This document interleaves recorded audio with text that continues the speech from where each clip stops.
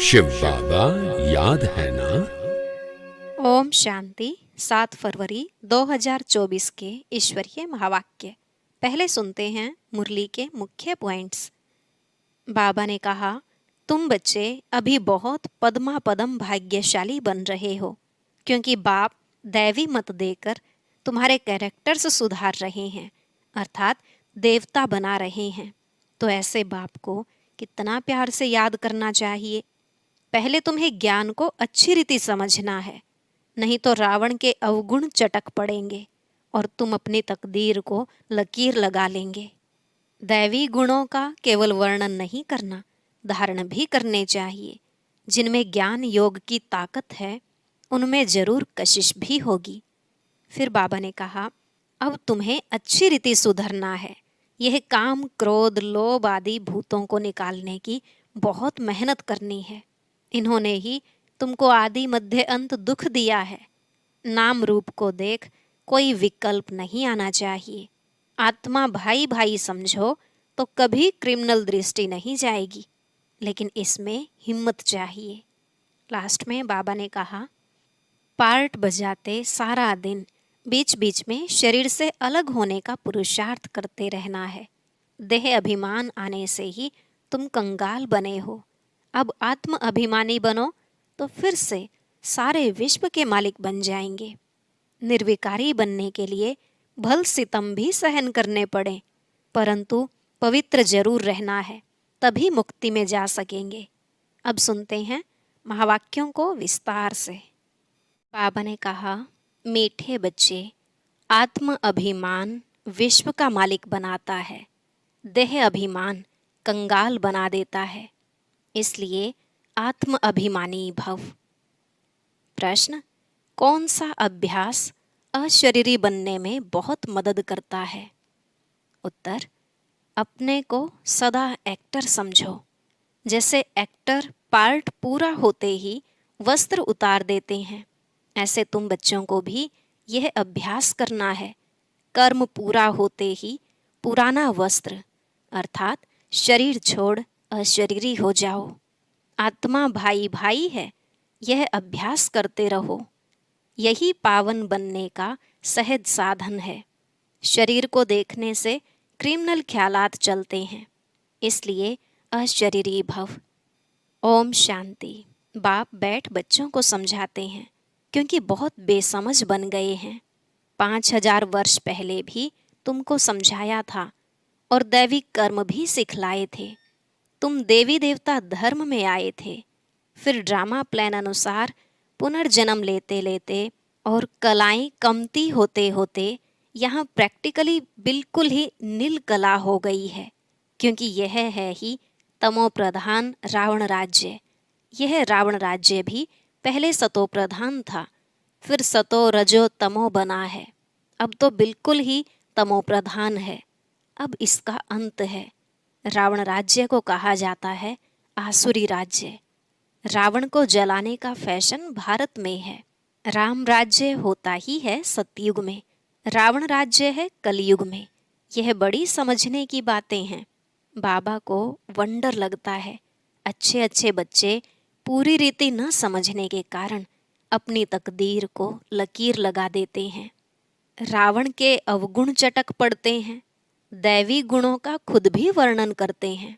बाबा ने समझाया है, तुम वो ही देवताएं थे, तुमने ही 84 जन्म भोगे हैं।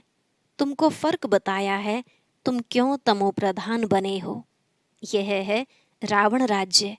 रावण है सबसे बड़ा दुश्मन, जिसने ही भारत को इतना कंगाल तमो प्रधान बनाया है। राम राज्य में इतने आदमी नहीं होते, वहाँ तो एक धर्म होता है। यहाँ तो सब में भूतों की प्रवेशता है। क्रोध लोभ मोह का भूत है ना। हम अविनाशी हैं, यह शरीर विनाशी है, यह भूल जाते हैं। आत्म अभिमानी बनते ही नहीं हैं। देह अभिमानी बहुत हैं। देह अभिमान और आत्म अभिमान में रात दिन का फर्क है। आत्म अभिमानी देवी देवता सारे विश्व के मालिक बन जाते हैं। देह अभिमान होने से कंगाल बन पड़ते हैं। भारत सोने की चिड़िया था, भल कहते भी हैं परंतु समझते नहीं हैं। शिव बाबा आते हैं दैवी बुद्धि बनाने। बाप कहते हैं, मीठे मीठे बच्चों, तुमको विश्व का मालिक बनाता हूँ। यह लक्ष्मी नारायण विश्व के मालिक थे। कब सुना कि इन्हों को राजाई किसने दी? उन्होंने कौन सा ऐसा कर्म किया जो इतना उच्च पद पाया? कर्मों की बात है ना। मनुष्य आसुरी कर्म करते हैं तो वह कर्म विकर्म बन जाता है। सतयुग में कर्म अकर्म होते हैं, वहाँ कर्मों का खाता होता नहीं। बाप समझाते हैं, न समझने के कारण बहुत विघ्न डालते हैं। कह देते हैं शिव शंकर एक हैं। अरे शिव निराकार अकेला दिखाते हैं, शंकर पार्वती दिखाते हैं। दोनों की एक्टिविटी बिल्कुल ही अलग। मिनिस्टर और प्रेसिडेंट को एक कैसे कहेंगे? दोनों का मर्तबा बिल्कुल अलग है। तो शिव शंकर को एक कैसे कह देते हैं? यह जानते हैं, जिनको राम संप्रदाय में आना नहीं है वे समझेंगे भी नहीं। आसुरी संप्रदाय गालियां देंगे, विघ्न डालेंगे, क्योंकि उनमें 5 विकार हैं ना। देवताएं हैं संपूर्ण निर्विकारी, उन्हों का कितना उच्च पद है। अब तुम समझते हो हम कितने विकारी थे। विकार से पैदा होते हैं। सन्यासियों को भी विकार से पैदा होना है, फिर सन्यास करते हैं। सतयुग में यह बातें नहीं होती। सन्यासी सतयुग को समझते भी नहीं, कह देते हैं सतयुग है ही है। जैसे कहते हैं श्री कृष्ण हाजिरा हजूर है, राधे भी हाजिरा हजूर है। अनेक मत मतांतर, अनेक धर्म हैं। आधा कल्प दैवी मत चलती है जो अब तुमको मिल रही है। तुम ही ब्रह्मा मुख वंशावली, फिर विष्णु वंशी और चंद्रवंशी बनते हो। वह दोनों डायनेस्टी और एक ब्राह्मण कुल कहेंगे, इनको डायनेस्टी नहीं कहेंगे। इनकी राजाई होती नहीं। यह भी तुम ही समझते हो। तुम्हारे में भी कोई कोई समझते हैं। कोई तो सुधरते ही नहीं। कोई न कोई भूत है। लोभ का भूत, क्रोध का भूत है ना। सतयुग में कोई भूत नहीं। सतयुग में होते हैं देवताएं जो बहुत सुखी होते हैं। भूत ही दुख देते हैं। काम का भूत आदि मध्य अंत दुख देता है। इसमें बहुत मेहनत करनी है। मासी का घर नहीं है। बाप कहते रहते हैं भाई बहन समझो तो क्रिमिनल दृष्टि न जाए। हर बात में हिम्मत चाहिए। कोई कह देते हैं शादी नहीं करोगे तो निकलो घर से बाहर, तो हिम्मत चाहिए। अपनी जांच भी की जाती है। तुम बच्चे बहुत पद्मा पदम भाग्यशाली बन रहे हो। यह सब कुछ खत्म हो जाएगा। सब कुछ मिट्टी में मिल जाना है। कोई तो अच्छी हिम्मत रख चल पड़ते हैं, कोई तो हिम्मत रख फिर फेल हो जाते हैं। बाप हर बात में समझाते रहते हैं, परंतु नहीं करते तो समझा जाता है पूरा योग नहीं है। भारत का प्राचीन राजयोग तो मशहूर है। इस योग से ही तुम विश्व के मालिक बनते हो। पढ़ाई है सोर्स ऑफ इनकम। पढ़ाई से ही नंबरवार तुम उच्च पद पाते हो। भाई बहन के संबंध में भी बुद्धि चलायमान होती है।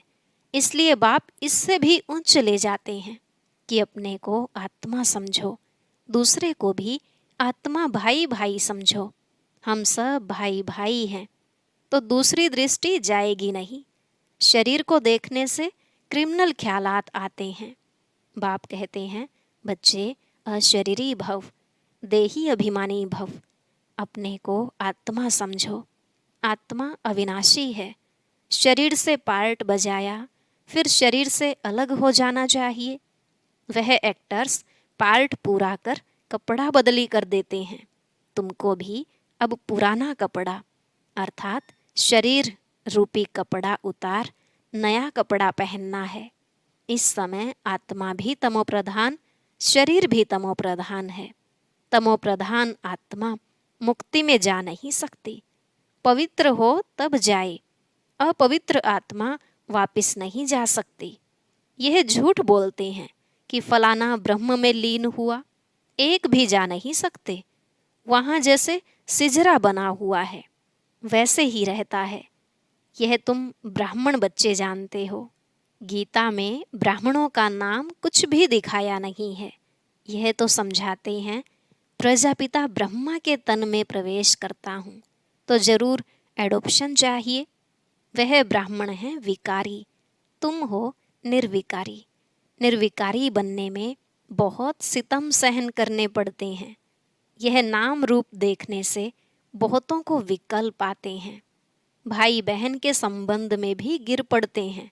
लिखते हैं, बाबा हम गिर पड़े, काला मुंह कर लिया। बाप कहते हैं, वाह, हमने कहा भाई बहन होकर रहो, तुमने फिर यह खराब काम किया। उसकी फिर बड़ी कड़ी सजा मिल जाती है। वैसे कोई किसको खराब करते हैं तो उनको जेल में डाला जाता है। भारत कितना पवित्र था जो मैंने स्थापन किया, उनका नाम ही है शिवालय। यह ज्ञान भी कोई में नहीं है। बाकी शास्त्र आदि जो हैं वह सब भक्ति मार्ग के कर्म कांड हैं। सतयुग में सब सदगति में है, इसलिए वहाँ कोई पुरुषार्थ नहीं करते। यहाँ सब गति सदगति के लिए पुरुषार्थ करते हैं, क्योंकि दुर्गति में है। गंगा स्नान करने जाते हैं तो गंगा का पानी सदगति देगा क्या? वह पावन बनाएगा क्या? कुछ भी जानते नहीं। तुम्हारे में भी नंबरवार हैं। कोई तो खुद नहीं समझते तो दूसरों को क्या समझाएंगे? इसलिए बाबा भेजता नहीं। गाते रहते हैं, बाबा आप आएंगे तो आपकी श्रीमत पर चलकर देवता बनेंगे। देवताएं रहते हैं सतयुग और त्रेता में। यहाँ तो सबसे जास्ती काम विकार में फंसे हुए हैं। काम विकार बिगड़ रह नहीं सकते।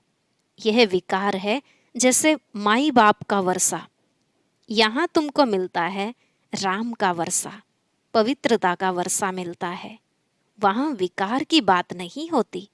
भक्त लोग कहते हैं श्री कृष्ण भगवान है, तुम उनको 84 जन्मों में दिखाते हो। अरे भगवान तो निराकार है, उनका नाम शिव है। बाप कितना अच्छी रीति समझाते हैं, तरस भी पड़ता है, रहम दिल है ना। यह कितना अच्छे समझदार बच्चे हैं। भबका भी अच्छा है। जिसमें ज्ञान और योग की ताकत है तो वह कशिश करते हैं।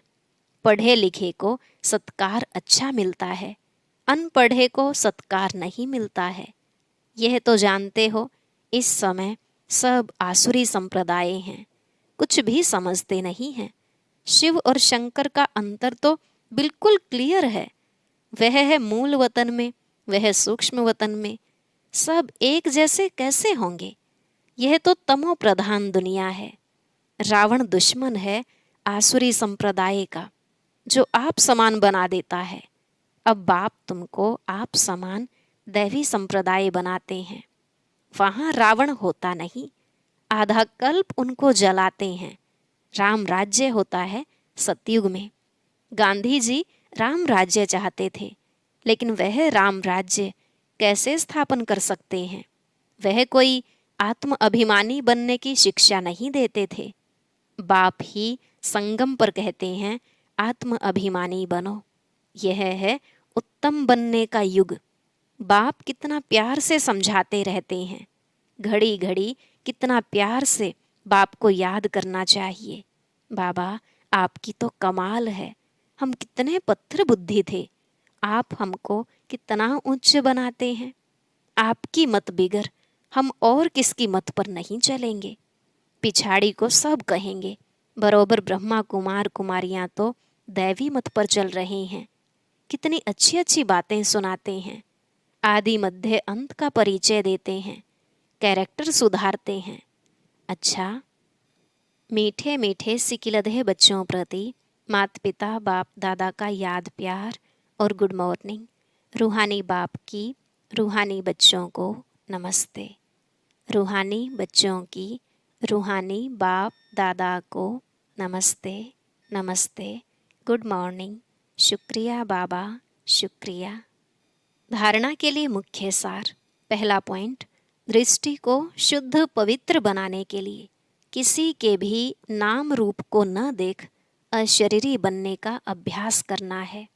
स्वयं को आत्मा समझ आत्मा भाई से बात करनी है। दूसरा, सर्व का सत्कार प्राप्त करने के लिए ज्ञान योग की ताकत धारण करनी है। दैवी गुणों से संपन्न बनना है। कैरेक्टर सुधारने की सेवा करनी है। आज का वरदान, बीमारी कॉन्शियस के बजाय खुशी खुशी से हिसाब किताब चुकतू करने वाले सोल कॉन्शियस भव। बीमारी कॉन्शियस के बजाय खुशी खुशी से हिसाब किताब चुकतू करने वाले सोल कॉन्शियस भव। बाबा ने कहा, तन तो सबके पुराने हैं ही, हर एक को कोई न कोई छोटी बड़ी बीमारी है, लेकिन तन का प्रभाव अगर मन पर आ गया तो डबल बीमार हो, बीमारी कॉन्शियस हो जाएंगे। इसलिए मन में कभी भी बीमारी का संकल्प नहीं आना चाहिए। तब कहेंगे सोल कॉन्शियस। बीमारी से कभी घबराओ नहीं। थोड़ा सा दवाई रूपी फ्रूट खाकर उसे विदाई दे दो। खुशी खुशी से हिसाब किताब चुकतू करो। स्लोगन, हर गुण हर शक्ति का अनुभव करना अर्थात अनुभवी मूर्त बनना। हर गुण हर शक्ति का अनुभव करना अर्थात अनुभवी मूर्त बनना। ओम शांति। अब सुनते हैं आज की अव्यक्त मुरली। इसके लिए ऊपर दिए गए बॉक्स पर क्लिक करें।